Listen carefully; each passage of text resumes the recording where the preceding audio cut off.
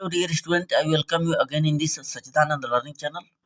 आप देख रहे हैं क्लास 11th के केमिस्ट्री का एनुअल एग्जाम की दृष्टि से मोस्ट इम्पॉर्टेंट क्वेश्चनों का ये पार्ट 6 है।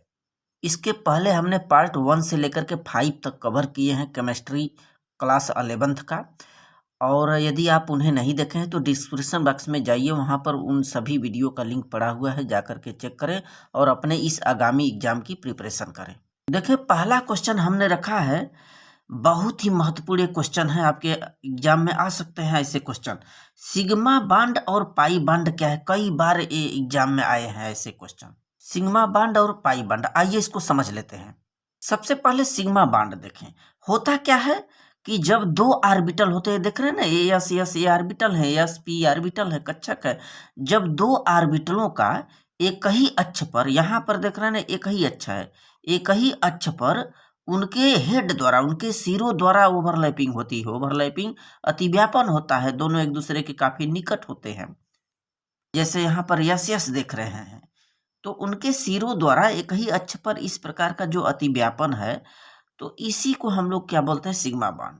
यहाँ पर जब ओवरलैपिंग होता है तो यहाँ पर एक सहसंयोजक बंध बनता हुआ नजर आएगा, कोवैलेंट बॉन्ड इनके बीच। या तो यस यस हो जाएगा, या तो फिर यस पी हो सकता है, या तो पी पी ऑर्बिटल हो सकते हैं। जानते ही हैं, यस ऑर्बिटल वृत्ताकार होता है, पी ऑर्बिटल डंबलाकार का आकार का होता है। और जो सिग्मा बॉन्ड होता है, इसमें दो परमाणुओं के बीच सिंगल बॉन्ड होता है, हमेशा सिंगल बॉन्ड है। जैसे आप यहाँ पर एथेन का फार्मूला देखें, एथेन C2H6, तो इसको यहाँ पर इस तरह से हम लोग लिख सकते हैं CH3 करेक्ट। अब यहाँ पर कार्बन कार्बन के बीच single bond single bond single bond single bond को हम लोग सिग्मा बॉन्ड से दर्शाते हैं। अब जानते हैं कार्बन की वैलेंसी 4 होती है, तो यहाँ पर CH3 यानी 1 2 3 4 इस कार्बन से अटैच है। और यहाँ पर यदि संकरण की बात करें तो sp3 संकरण हो जाएगा, क्योंकि यह जो कार्बन हो गया अपने आसपास 1 2 3 4 लोगों से जुड़ा हुआ है इधर भी, तो ये सिग्मा बॉन्ड है। अब दूसरा नजर डालिए पाई बॉन्ड। पाई बॉन्ड में क्या होता है कि यहाँ पर पी ऑर्बिटलों का खेला होता है। यहाँ पर जब दो पी ऑर्बिटल होते हैं, जैसे दो पी ऑर्बिटलों का उनके पार्श्वी सिरों द्वारा, यहाँ पर लेटरल देख रहे हैं, ऊपर भी नीचे भी पार्श्वी सिरों द्वारा ये ओवरलैपिंग होती है, अतिव्यापन होती है। तो जो यहाँ पर बॉन्ड बनता है, जो सहसंयोजक बॉन्ड बनता है, इस प्रकार के स्ट्रक्चर को हम लोग पाई बॉन्ड कहते हैं। पाई बॉन्ड में आप जानते हैं डबल बॉन्ड और ट्रिपल बॉन्ड होते हैं, दो परमाणुओं के बीच डबल या ट्रिपल बॉन्ड। जैसे यहाँ पर हमने एथिलीन का फार्मूला लिखा है, C2H4 होता है, तो कार्बन कार्बन के बीच डबल बॉन्ड, यहाँ पर कार्बन हाइड्रोजन के बीच देख रहे हैं सिग्मा सिग्मा सिग्मा। यहाँ पर चूंकि डबल बॉन्ड में एक सिग्मा बॉन्ड होता है और एक पाई बॉन्ड होता है। दूसरा क्वेश्चन देखें, अनुनाद। अनुनाद रिजोनेंस क्या है?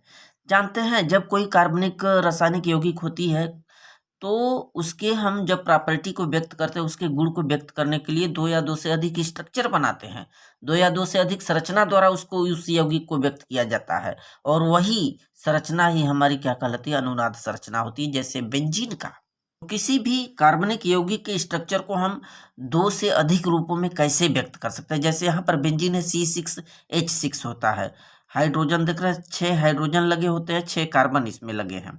तो यहाँ पर कार्बन कार्बन के बीच यदि डबल बॉन्ड है तो कार्बन की वैलेंसी 4 ही होती है, डबल होगा यहाँ पर।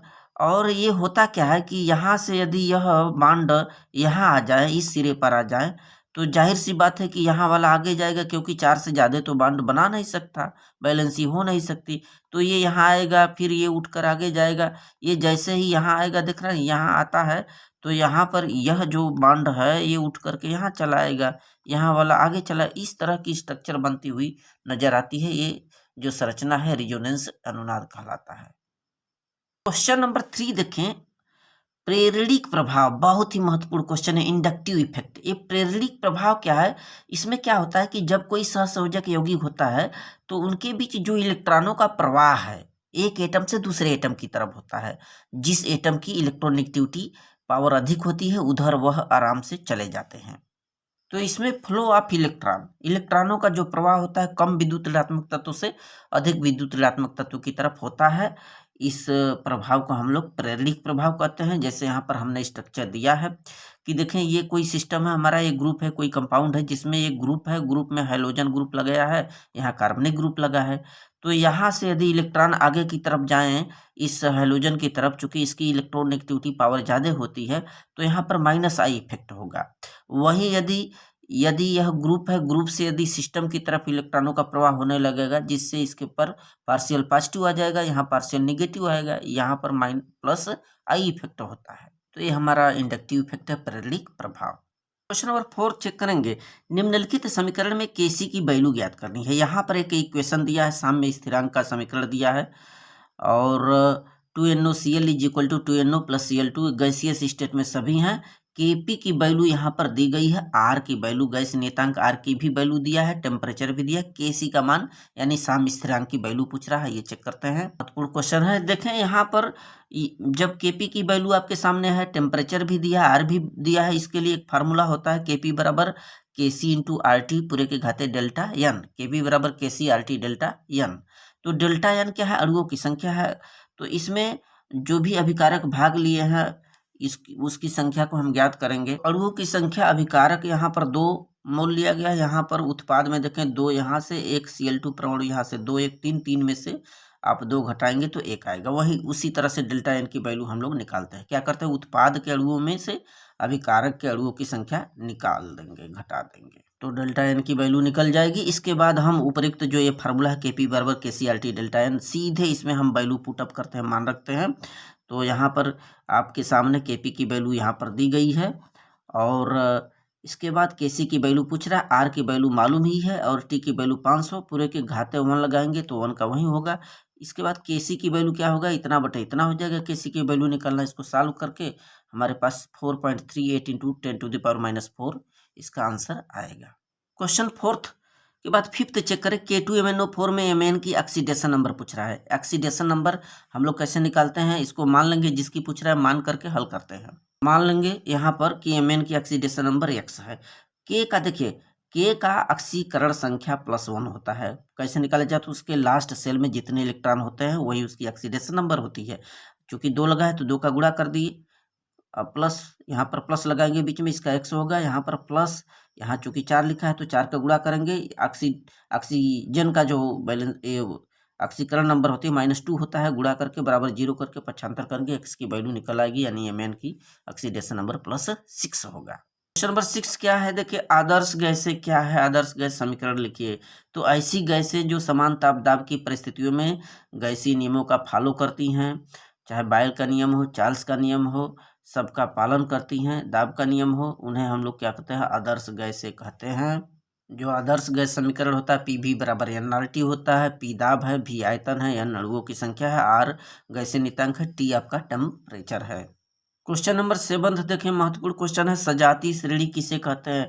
तो देखिए, कोई भी कार्बनिक यौगिक होती है तो उनमें एक समान क्रियात्मक समूह होता है, जिनके द्वारा हम उनकी स्ट्रक्चर बनाते हैं। तो समान क्रियात्मक समूह वाली जो श्रेणियाँ प्राप्त होती हैं उन्हें सजातीय श्रेणियाँ कहते हैं।